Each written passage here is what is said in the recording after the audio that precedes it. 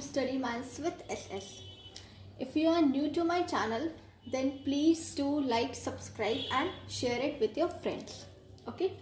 And one more thing, अगर आपको quiz daily quiz अगर आपको प्रैक्टिस करने हैं of paper 1 and second paper है कॉमर्स, तो you can join my Telegram channel, जिसमें मैं डेली सुबह 9 से 10 बजे के बीच में क्विज दे देती हूँ.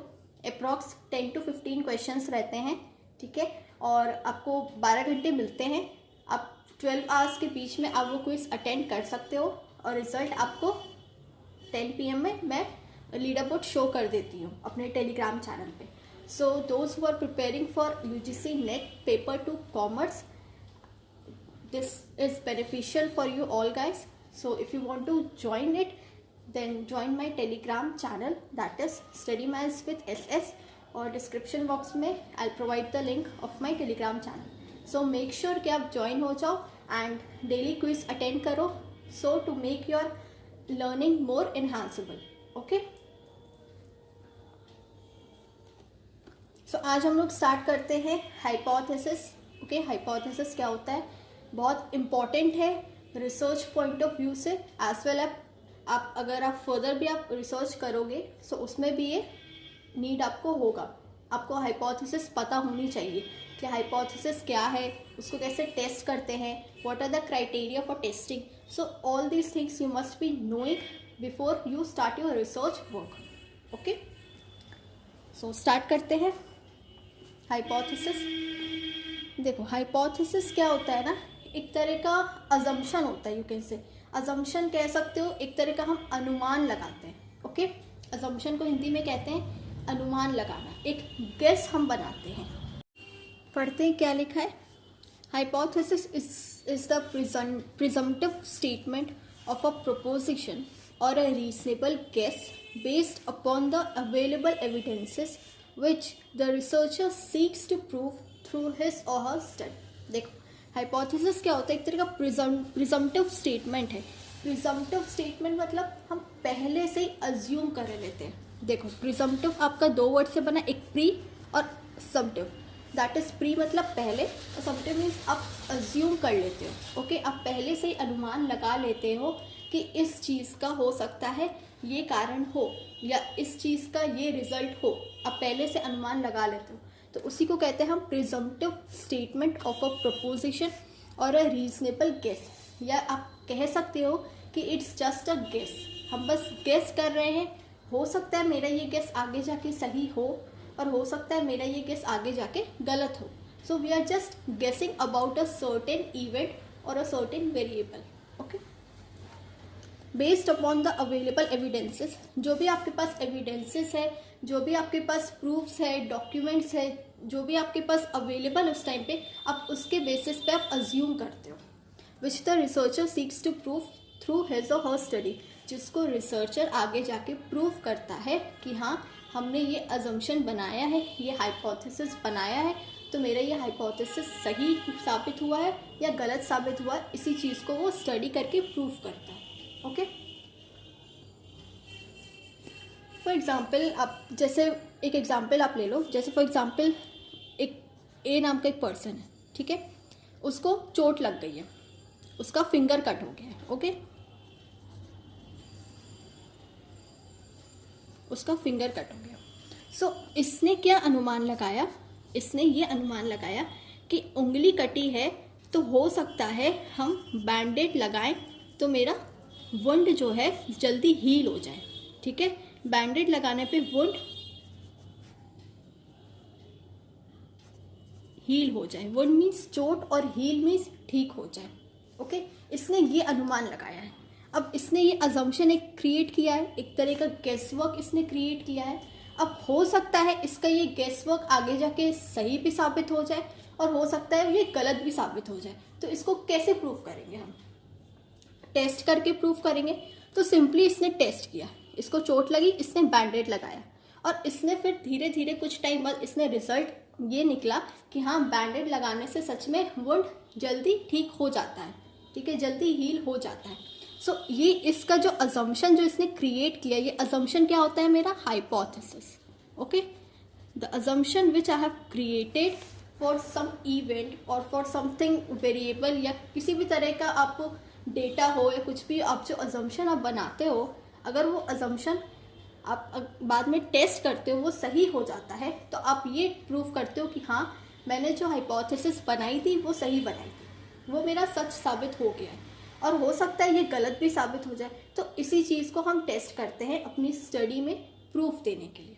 ओके, सो ये होता है मेरा हाइपोथेसिस, जो हम एक स्टेटमेंट बनाते हैं, जो हम एक अज्यूम करते हैं और वही असम्पशन को, उसी स्टेटमेंट को हम आगे जाके प्रूव करते हैं इन are further studies.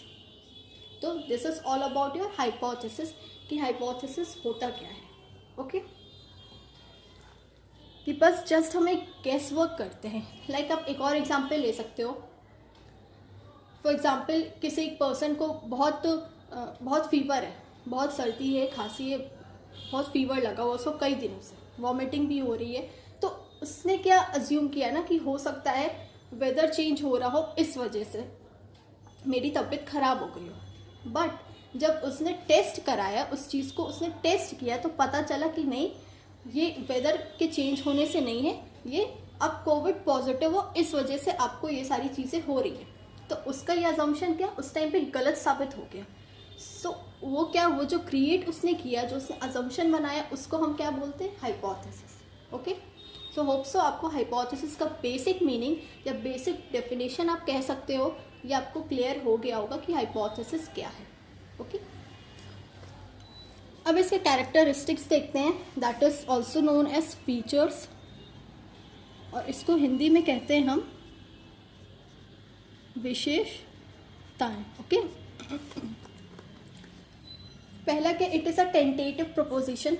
Tentative means एक तरह का आपका अजम्पशन रहता है, ठीक है, जो टाइम टू टाइम आपका चेंज हो सकता है, आपका गलत भी हो सकता है, आपका सही भी साबित हो सकता है। तो ये क्या है, टेंटेटिव प्रोपोजिशन है, एक तरह का अजम्पशन है। ओके, जिसको हम चेक करते हैं थ्रू डेटा एनालिसिस के। It is a tentative statement which will be checked through data analysis. Okay, the validity of hypothesis is unknown. ये हाइपोथेसिस बहुत फैला हुआ है, इसका वैलिडिटी अननोन है, मतलब इसका कोई अंत नहीं, इसकी कोई वैलिडिटी नहीं है। अगर आपने हाइपोथेसिस बना लिया है, वो करेक्ट साबित हो गया है, वो सही प्रूफ हो गया, तो वो जनरलाइजेबल है। मीन्स एक चीज़ पे अगर वो सही साबित हुआ है तो वो सारी चीज़ों पे सही साबित होगा, उसको हम जनरलाइज कर सकते हैं। ओके, सो इसकी वैलिडिटी क्या है, अननोन है। Third one is the same, it must be generalisable. अगर आपने कोई हाइपोथेसिस बनाया है, उसको टेस्ट किया है, रिजल्ट आपका पॉजिटिव आया है, सही निकला है, तो दैट हाइपोथेसिस मस्ट बी जनरलाइजेबल, वो सब पे लागू हो सकता है। ओके, लाइक जैसे हम पॉपुलेशन है, पॉपुलेशन में से अगर हम सैम्पल निकालते हैं, एक छोटा सा सैम्पल क्या होता है, it is the small part of population, और ये सैम्पल क्या होता है मेरा, हमेशा रिप्रेजेंटेटिव होना चाहिए पॉपुलेशन का। ओके, कि ये सैम्पल जो है रिप्रेजेंट कर रहा है क्या, मेरे पूरे पॉपुलेशन को, तो इसको हम क्या कहते हैं, जनरलाइज कर रहा है। So in the same sense hypothesis भी क्या होता है, जनरलाइजेबल होता है। लाइक अगर हम हाइपोथेसिस बनाते हैं, मेरा टेस्ट करते हैं, सही निकलता है, तो it should be generalisable to the whole economy और होल वर्ल्ड, या जहाँ पे हम जो रिसर्च कर रहे हैं उस एरिया में। Okay, next is it should B simple and clear. Simple होना चाहिए, एज सिंपल और क्लियर भी होना चाहिए, प्रिसाइज होना चाहिए, क्रिस्प होना चाहिए, एकदम सिंपल होना चाहिए। ठीक है, अब हाइपोथेसिस के टाइप्स भी होते हैं। ठीक है, there are 2 types of hypothesis. 2 तरह का हाइपोथेसिस होते हैं, जिनको हम उन्हीं हाइपोथेसिस को हम आगे क्या करते हैं, टेस्ट करते हैं। ओके, पहला है मेरा नल हाइपोथेसिस। नल हाइपोथेसिस याद रखना HO या HN से डिनोट होता है। ठीक है, अगर HO आ जाए क्वेश्चन में तो भी ये नल हाइपोथेसिस है, या HN आ जाए तो भी नल हाइपोथेसिस है। ये तो इजी है, HN क्योंकि नल से N। और HO याद करने का तरीका क्या है कि देखो, नल का मतलब क्या होता है, नल है, एकदम जीरो है, वो नील है, बोलते हैं ना हम, एकदम नल है। तो नल क्या, जीरो, आप ये याद रखना कि एकदम जीरो होता है। नल मतलब ही होता है जीरो। ठीक है, तो H0 या HN से इसको डिनोट किया जाता है। ये कहता क्या, for testing a hypothesis we have to formulate an assumption. A null hypothesis is such an assumption statement with no effect or no difference or no change. The output of the test is reject or fails to reject, also known as non-directional working hypothesis. ये bookish definition है, इसको easy language में समझते हैं. देखो, null hypothesis क्या होता है ना, वैसा हाइपोथेसिस जिसमें कोई डिफरेंस ही ना हो. लाइक हमने दो वेरिएबल्स लिए, ठीक है. लाइक हमने फॉर एग्जांपल दो मेडिसिन ली, आप कह सकते हो ड्रग ए और ड्रग बी.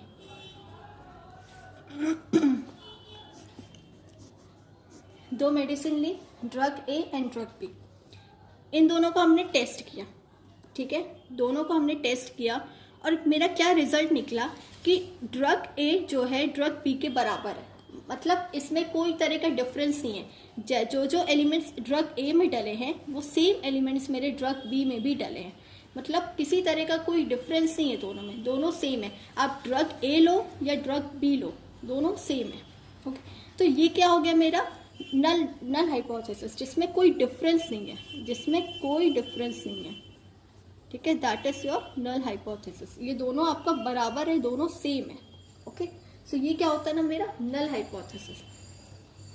तो वही कह रहा, null hypothesis is such a assumption statement with no effect, जिसमें कोई इफेक्ट नहीं है, और नो डिफरेंस, कोई डिफरेंस नहीं है या किसी तरह का कोई चेंज नहीं है. मतलब दोनों इक्वल हैं, दोनों बराबर हैं. The output of the test is reject or fails to reject. ये जो इसको बाद में फर्दर टेस्ट किया जाता है, ठीक है. ये लाइन आप छोड़ दो. ये लाइन जब मैं इसको सबका समझाऊंगी कि टेस्ट कैसे किया जाता है, हाइपोथेसिस कौन कौन से टेस्ट होते हैं जिसके थ्रू आप नल और ऑल्टरनेट को टेस्ट करते हो, तब मैं ये बताऊंगी. ओके, अभी फिलहाल के लिए just leave this statement. Also known as non directional. Null है तो नॉन डायरेक्शन, कोई डायरेक्शन नहीं होगा इसका, ठीक है. वर्किंग हाइपोथेसिस भी इसको कहते हैं. ये दोनों याद रखना, non directional and working hypothesis. किसका नाम है? नल हाइपोथेसिस का. नल सब इतना समझना कि नल है, जीरो है, किसी तरह का कोई डिफरेंस नहीं है. कोई डिफरेंस नहीं है तो किसी तरह का कोई चेंज भी नहीं है दो वेरिएबल्स में. इसमें हम दो वेरिएबल्स ले सकते हैं, ठीक है. आपका किसी तरह का दो डेटा होगा, कुछ भी हो सकता है, इसी को हम फर्दर टेस्ट करते हैं. ओके, होप सो ये वाला आपको क्लियर हो गया होगा. ड्रग ए ड्रग बी में जिसमें कोई डिफरेंस नहीं है, that is your null hypothesis. Okay, अब मेरा सेकंड आता है ऑल्टरनेट हाइपोथेसिस. ऑल्टरनेट हाइपोथेसिस को कैसे डिनोट करेंगे? H1 से, और H ऑल्टरनेट है तो HA से. ओके, ये मेरा क्या कहता है, जैसे नल कहता था कि कोई डिफरेंस नहीं है दो ड्रग्स पे, ऑल्टरनेट कहता है कि दो ड्रग्स में डिफरेंस है. ये बताता है मेरा दोनों ड्रग्स के बीच में डिफरेंस को. Okay, so it is the opposite of null hypothesis. Null hypothesis का ऑपोजिट है, उल्टा है. It is considered to be true if the null hypothesis is rejected. अगर हम नल हाइपोथेसिस को रिजेक्ट कर देंगे तो ऑब्वियसली मेरा एक्सेप्ट कौन सा हो जाएगा? Alternate hypothesis. ओके, ये वाली चीज़ जब मैं बताऊंगी ना टेस्ट, तो आपको ये और क्लियर हो जाएगा. ओके, कि किसको रिजेक्ट करेंगे तो कौन सा एक्सेप्ट होगा और क्या कौन कौन से एरर होते हैं, ये सारी चीज़ें हम लोग डिस्कस करेंगे नेक्स्ट क्लास में. ओके, अभी के लिए इतना समझ लो, ऑल्टरनेट हाइपोथेसिस होता है जिसमें डिफरेंस होता है दो वेरिएबल्स में. लाइक ड्रग ए और ड्रग बी, दो ड्रग्स हमने लिया, ड्रग ए और ड्रग बी. हमने इसको टेस्ट किया. ओके, टेस्ट करने के बाद क्या पता चला कि drug A is more effective then drug B. हमने इन दोनों का टेस्ट किया और ये पता लगाया कि इसमें कुछ जो एलिमेंट्स डले हैं और इसमें जो एलिमेंट्स डले हैं, उन दोनों एलिमेंट्स को टेस्ट करने के बाद हम ये पता लगाया कि ये ड्रग ए जो है मेरा ज़्यादा कारगर है, मतलब इफ़ेक्टिव है, ये जल्दी काम करेगा, ये मेडिसिन जल्दी काम करेगी पेशेंट के बॉडी पे. तो ये क्या हो गया? ये मेरा हो गया ऑल्टरनेट हाइपोथेसिस. क्यों? क्योंकि इसमें हमने जो टेस्ट किया है उसका जो रिजल्ट आया है, उन दोनों के रिजल्ट में डिफरेंस आया है. ठीक है, तो drug A is more effective. More effective, ये जो लाइन वर्ड है ना, मोर इफेक्टिव, ये हमारा दर्शा रहा है कि ऑल्टरनेट हाइपोथेसिस है. क्यों? क्योंकि इसमें हम डिफरेंस की बात कर रहे हैं, इसमें मेरा डिफरेंस निकल के आया है जो कि नल हाइपोथेसिस नहीं बता पा रहा था, उसमें कोई डिफरेंस पता नहीं चल पा रहा था। और इसमें क्या है, इसमें डिफरेंस पता चल रहा है कि क्या डिफरेंस है दोनों मेडिसिन में। तो ये मेरा क्या होता है, ऑल्टरनेट हाइपोथेसिस। आप खुद सोचो ना, ऑल्टरनेट मतलब क्या होता है। और हम बोलते हैं ना कि ऑल्टरनेटिव रखो, लाइक अगर आपका एक तरह से आपका काम नहीं आया तो आप दूसरा पाथ चूज करो काम करने का, ऑल्टरनेटिव्स रखो, आप बैकअप रखो। तो सिमिलरली हाइपोथेसिस में भी जब हम टेस्ट करते हैं, ऑल्टरनेट हाइपोथेसिस मेरा क्या होता है कि दो ड्रग्स के बीच में जो हमने टेस्ट किया, पता लगा कि इसमें डिफरेंस है, तो हम इसको चूज करेंगे ना। क्यों? क्योंकि this drug is more effective than drug B, फिर हम इसको क्यों लेंगे। और सिमिलरली नल हाइपोथेसिस में क्या था, हम कोई भी ड्रग लेते हैं, इधर वी टेक ड्रग ए और ड्रग बी, दोनों एक ही काम कर रहा था। क्यों? क्योंकि उसमें कोई डिफरेंस नहीं था। ओके, सो ये था मेरा नल हाइपोथेसिस और ऑल्टरनेट हाइपोथेसिस। और हाँ, एक चीज़ याद रखना, क्वेश्चन में कभी भी क्वेश्चन में एग्जाम में आए कि विच हाइपोथेसिस इज टेस्टेड। ठीक है, कभी भी एग्जाम में ये क्वेश्चन आए तो हमेशा इसका आंसर होगा आपका नल हाइपोथेसिस। क्यों? क्योंकि हम उसी को टेस्ट करते हैं, उसमें डिफरेंस नहीं रहता, इसीलिए उसमें डिफरेंस पता करने के लिए इसीलिए हम उसको टेस्ट करते हैं। ओके, नल हाइपोथेसिस को ही हम हमेशा टेस्ट करते हैं। ऑल्टरनेटिव हाइपोथेसिस में तो ऑलरेडी डिफरेंस है, तो हम उसको क्यों टेस्ट करेंगे। उसका तो मेरे को डिफरेंस पता है ना कि ये ज़्यादा कारगर है, ये कम है, या ये ज़्यादा इफेक्टिव है, ये कम है। तो उसमें डिफरेंस ही, इसीलिए हम पता करते हैं, उसको टेस्ट करते हैं। ओके, नल हाइपोथेसिस को। तो इसलिए जब भी कोई एग्जाम में क्वेश्चन आए विच हाइपोथेसिस इज टेस्टेड, आप बंद करके लगा देना नल हाइपोथेसिस। हमेशा नल हाइपोथेसिस को टेस्ट किया जाता है। ओके, हाँ, और इसे डायरेक्शनल भी कहते हैं और डिक्लेरेटिव भी कहते हैं। नॉन डायरेक्शनल किसको कहते हैं हम, नल हाइपोथेसिस को। डायरेक्शनल किसको कहते हैं, ऑल्टरनेट हाइपोथेसिस को। ओके, सो होप सो आपको आज का लेक्चर पसंद आया होगा। ठीक है, और अगर पसंद आया है तो प्लीज़ लाइक करिए, शेयर करिए और सब्सक्राइब करना बिल्कुल ना भूलिए, वो भी करिए। Till then take care everyone, मिलते हैं नेक्स्ट वीडियो में। ओके।